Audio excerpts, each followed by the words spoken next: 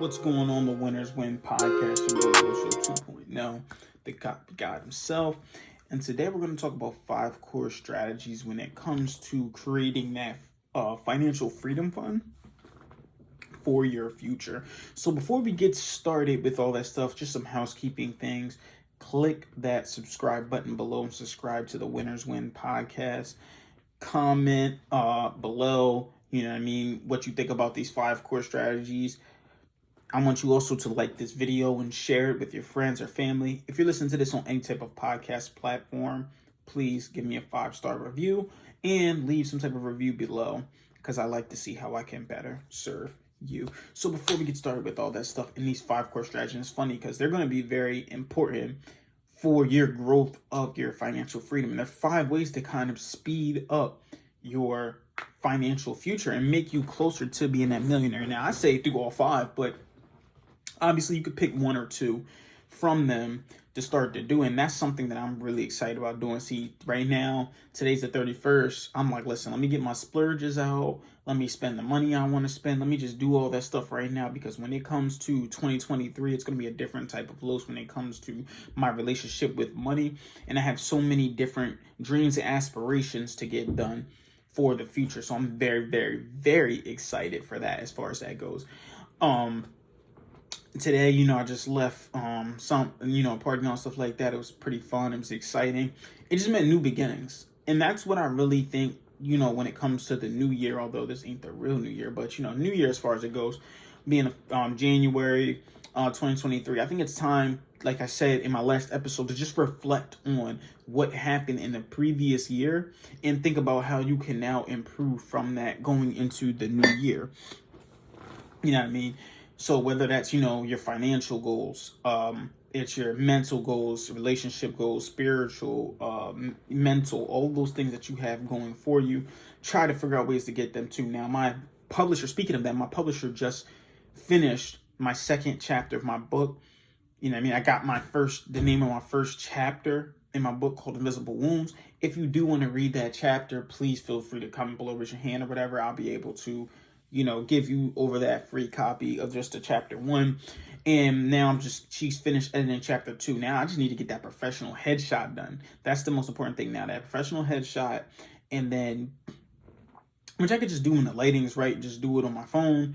But I also want to really I'm just really excited, for my book to be published, because it's just going to mean so much things for the lives that's going to change. And it's going to be me getting out my information, giving out my story, and then of course also giving value to you guys in order to help show you that you can change your life around just the way I am continuing to build my future for myself and for my family. So I definitely want you guys to definitely check that out. That's what's been going on as far as that goes. Physically, I really haven't been working out. Well, no, I worked out on Thursday. Friday was a rest day. Today is going to be, going to New Year's tomorrow. Everything is just closed over the weekend pretty much. But Monday is going to be perfect to just go straight in. Thank God it's Monday, from the good words of Eric Thomas. And it'll be able to start off fresh with working out, fresh with, just my goals. I'm doing them today because remember, like I said, how you finish, it's not how you start, it's how you finish everything. Speaking of that too as well, I was just thinking about how me and my friend were talking about the idea of compound interest, which is going to be funny and it's going to be important. It's going to go into these 5 core strategies.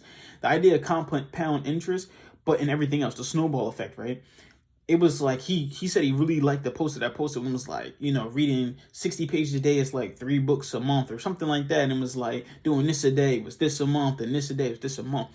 I started to think about it like, wow, my goal was to do 100 push-ups every single day.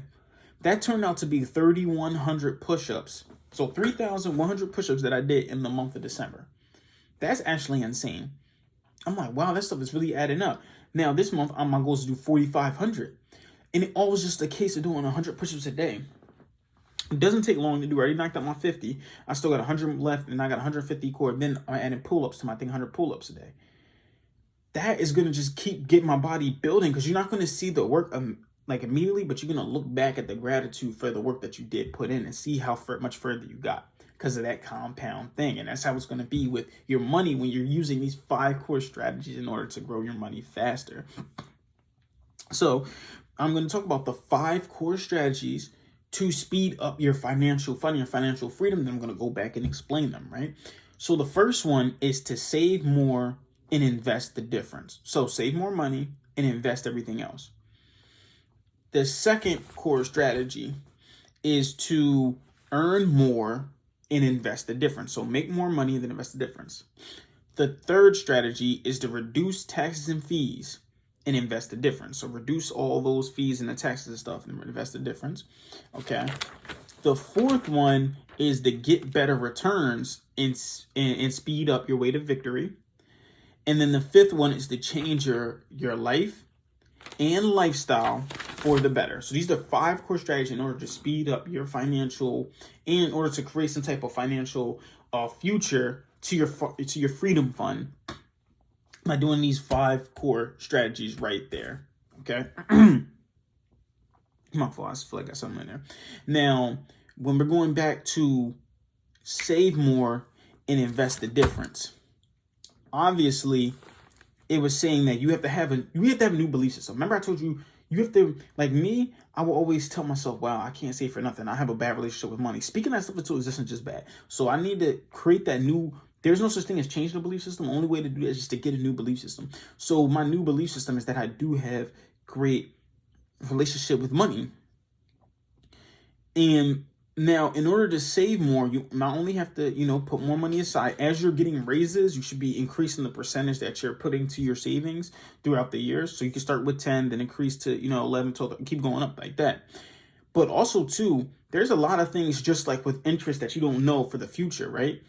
Did you know that 80% of your income goes to the interest in the mortgage payments that you're making, which makes you end up paying 100% more over. So when you're paying that $1,500 a month for your mortgage, 80% of that is actually just going to the interest, not even to the principal. The way around that, write a check for the mortgage. So one check with a mortgage where 80% is going to go to that, 20% is going to go to the principal. Then write another check that goes towards next month's principal and not the interest. And that will help you pay it off faster. Okay. So, but that's what I'm talking about. So that means that with doing that and with all those taxes and fees, only 35% of your take home money actually goes to interest, really. 30% of your take home money goes to interest. That's crazy how much interest there is, right?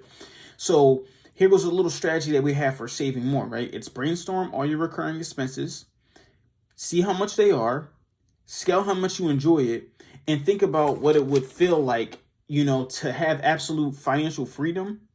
Then decide if that joy of when you spend that money is more important than the financial freedom. Which one's more important? And then write down at least 3 things that you're willing to eliminate in order to do that. A quick way to do that too as well is that thing that's called it's called Rocket Money. It's something I downloaded, and it helps me basically look at my pretty much the money I'm spending and stuff throughout the month. So you want to get apps and stuff like that to help with that. Second one's to earn more and invest the difference. How can you earn more? The perfect way is you're the solution. Remember, I told you to earn more, you have to make yourself more valuable. So how can you make yourself more valuable to the market? My thing was, okay, I got to read 100 books a year. I read 100 books a year. That's going to be more than Tony Robbins read. He read about 70 books a year. And that's going to make me more valuable to the market, because then I'm going to have that knowledge, which then I can teach you guys and then apply it as well, like I'm doing right now with that money thing, in order to make me have wisdom, right? Because wisdom comes from experience of applied knowledge. Third, with the reduced taxes and fees and invest the difference, 28.5% of your money is what's left after you take on the fees and average everything else. So, and there's 3 different forces that help you achieve the greatest returns. There's asset allocation, diversification, and tax efficiency. Asset allocation is one of the best ones, which we're going to go through and doing a different type of thing. So try to lower your taxes, right?